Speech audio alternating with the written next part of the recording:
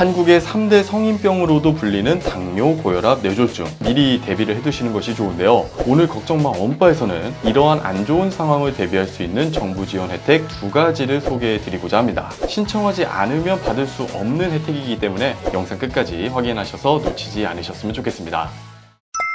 시니어 정보의 모든 것, 걱정마 엄빠 첫째 아들입니다. 우리나라의 대표적인 성인병인 당뇨, 고혈압, 뇌졸중, 이 질환들을 겪어보신 적이 있거나 주변에 겪는 가족들이 있다면 오늘 걱정마 엄빠 영상을 보시고 주민센터에서 꼭 이것을 신청해 보시기 바랍니다. 신청하지 않으면 받을 수 없는 혜택이기 때문에 영상 끝까지 확인하셔서 놓치지 않으셨으면 좋겠습니다. 그럼 지금 구독, 좋아요 한 번씩 눌러주시고요. 오늘의 걱정마 엄빠 지금 시작합니다.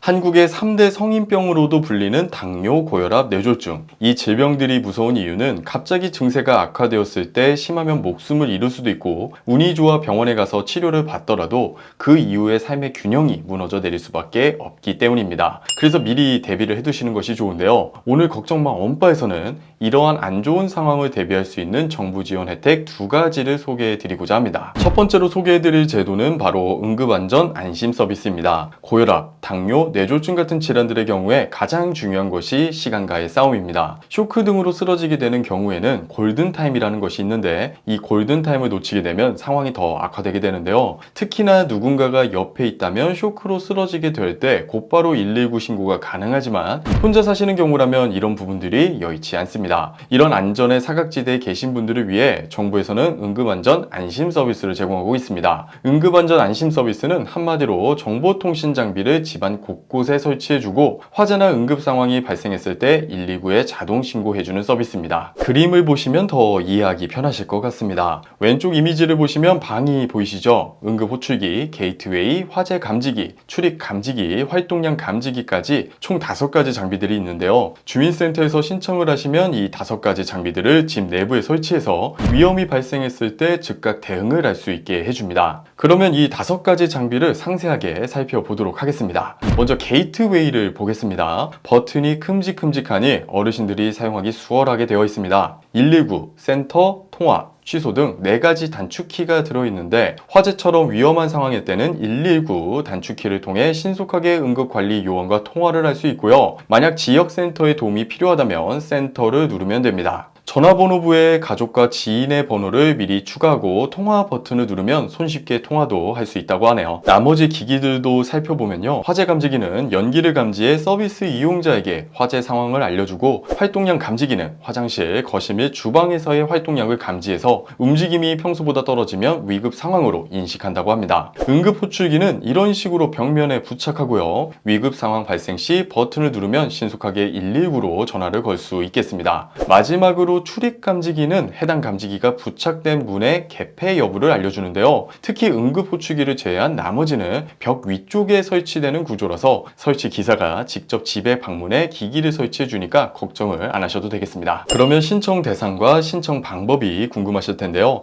신청 대상이 확대되었습니다. 기존에는 노년층의 경우에는 65세 이상의 홀로 지내시는 어르신 분들께만 서비스를 제공했는데요. 노인 부부 가구 중 건강상의 어려움을 겪는 가구, 고령의 부모를 노인인 자녀가 돌보는 2인 가구 또는 손자녀와 노인이 함께 사는 가구 등에서 서비스 수요가 높아지는 것을 확인했고 이번 대상자 기준 개정안에 포함되었다고 합니다. 신청 대상이 맞는지를 주민센터에서 확인하실 수도 있고요. 신청 대상에 해당된다면 본인과 대리인이 주민센터에 직접 방문하셔서 신청하시고 무료 혜택을 받아보시면 되겠습니다. 두 번째 혜택으로 넘어갈게요. 질병, 부상, 가족들의 갑작스러운 부상으로 인하여 어려움을 겪는 경우 전 국민 모두 이용할 수 있는 긴급 돌봄 서비스라는 제도입니다. 돌봄 필요성, 질병, 부상 등이 갑자기 발생했다는 긴급성, 그리고 타 서비스를 이용하지 않는다는 보충성까지 3가지 요건을 갖춘 분들이라면 소득 수준에 관계없이 누구나 이용할 수 있습니다. 서비스 신청이 완료되시면 요양보호사 분들이 가정을 방문해서 기본 돌봄이나 가사,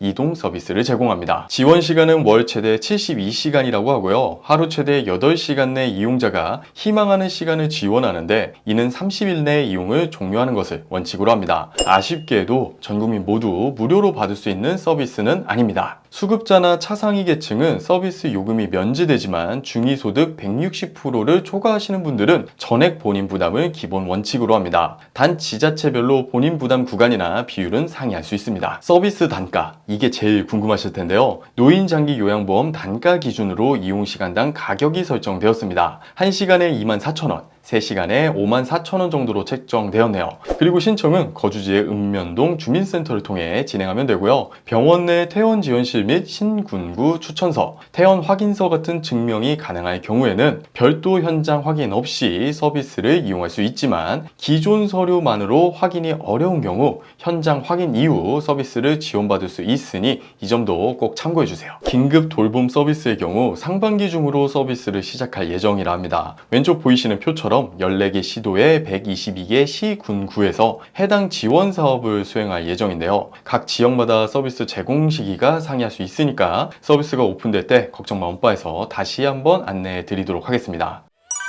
오늘은 우리 엄빠님들의 만일의 일을 대비할 수 있는 2가지 정부 지원 제도를 소개해 드렸습니다. 제도도 중요하지만 사실 평소 건강관리가 더 중요하다는 건 다들 동감하실 텐데요. 우리 엄빠님들의 건강을 다시 한번 기원하면서 영상 마치도록 하겠습니다. 구독, 좋아요, 알림 설정도 잊지 말고 한 번씩 부탁드리고요. 다음 영상에서 뵙도록 하겠습니다. 감사합니다.